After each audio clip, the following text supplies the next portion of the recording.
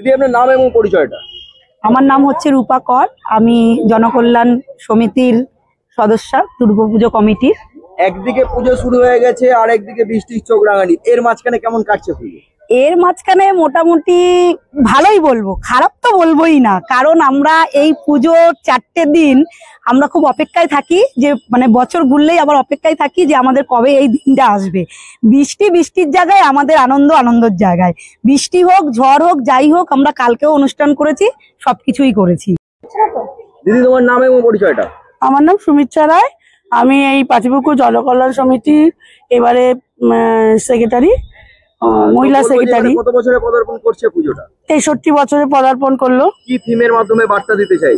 আমাদের থিমের বার্তাটা হচ্ছে, আমরা বিভিন্ন মানে রায় পরিবার, উপেন্দ্র কিশোর রায়, সুকুমার রায়, তারপরে বিভিন্ন সত্যজিৎ রায়, তার ছেলে সন্দীপ রায়, মানে আমরা চাইছি যে এখন আমরা যে মিডিয়া জগতে মানে ফেসবুক, টুইটার, হোয়াটসঅ্যাপ সবে চলে যাওয়াতে আমরা কি করছি, আমরা পুরোনো বইটাকে ভুলে যাচ্ছি।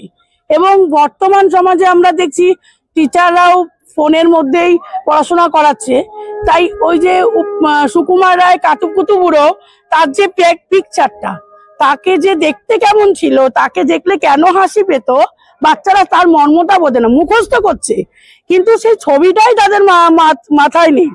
আমরাও ছোটবেলায় কাতুকুতু বুড়োকে দেখেছি, সুকুমার রায়ের লেখা, তাছাড়া নানা রকম যেমন গুপি গাইন, বাঘা বাইনের আমরা গল্প দেখেছি, সিনেমায় দেখেছি সত্যজিৎ রায়ের। তা বিভিন্ন ধরনের এই যে রায় মানে এই যে তাদের অবদানগুলো আমাদের মনের মধ্যে গেঁথে রয়েছে, কিন্তু আমরা সেই স্মৃতিচারণ করার জায়গা পাইনি।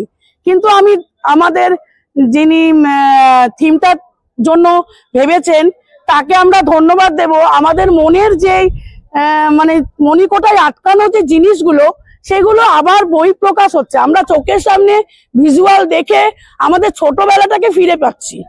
দিদি তোমার নাম পরিচয়টা। নমস্কার, আমি পাতিপুকুর জনকল্যাণ সমিতির সদস্য চৈতালি মুখার্জি। যারা আসবে কিভাবে আসবে? যারা আসবে তারা তো মানে দেখবেই, এসে খুব সুন্দর একটা থিম হয়েছে আমাদের আজকে এই পাতিপুকুর জনকল্যাণ সমিতির। আর আসবে যারা দেখবে তারা খুব এনজয় করবে, বিশেষত বাচ্চারা সেই আগেকার তো সমস্ত কিছু আমাদের এই থিমেই তুলে ধরা হয়েছে। এখন তো তারা মোবাইলের মধ্যে আবদ্ধ হয়ে গেছে, তারা কিছু জানেই না যে বাংলার এত ভালো ভালো সত্যজিৎ রায়ের কাহিনী, এসব তো তারা কিছু জানেই না বলতে গেলে। এসে তারা এগুলো দেখবে, শিখবে এর মাধ্যমে। পরিচয় দিতে হয় না, আপনিও তো তাদের মধ্যে একজন, কারণ পাড়ার সবাই কিন্তু চায়না মাসি বলে আপনাকে চেনে। হ্যাঁ, আমি ভীষণ ফেমাস হচ্ছে, সবাই ওরা আমাকে মাসি বলে ডাকে। শুধু মাসি নয়, চায়না দিদি নামে পরিচিত। আমি একজন টিচার এবং পাতিপুকুর জনকল্যাণ সমিতি দুর্গাপূজা কমিটির গত কয়েক বছর ধরে আমি মেম্বার। ভীষণ এনজয় করি এই পুজোটাকে। তো বলবো এই পুজোর কটা দিন কি প্ল্যান আছে? পুজোর কটা দিন পুজো হপিং একেবারেই হবে না। পুজোতে আমি পাড়ায় এনজয় করব, তার কারণ আমার হাজবেন্ড একটু অসুস্থ। পাড়ার মধ্যে পুজোতে অংশগ্রহণ করি। তাছাড়া প্রতিটা কালচার প্রোগ্রাম আমাদের এখানেই অনুষ্ঠিত হয়, সেই সমস্ত কালচারের প্রোগ্রামগুলোতে আমিও কিছুটা অ্যাঙ্কারিং করি। আচ্ছা, এটা হচ্ছে আপনার, আমরা তো অ্যাকচুয়ালি যান্ত্রিক গোলযোগের মধ্যে আছি, সবই তো যন্ত্রের মধ্যে চলছে।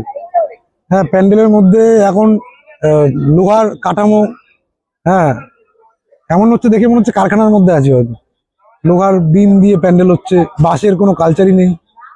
আচ্ছা, আর এমন জিনিস দিয়ে প্যান্ডেল হচ্ছে যেখানে সোলার ব্যবহার করা হচ্ছে, যেটা একদমই পরিবেশের পক্ষে যায় না, কখনোই যায় না।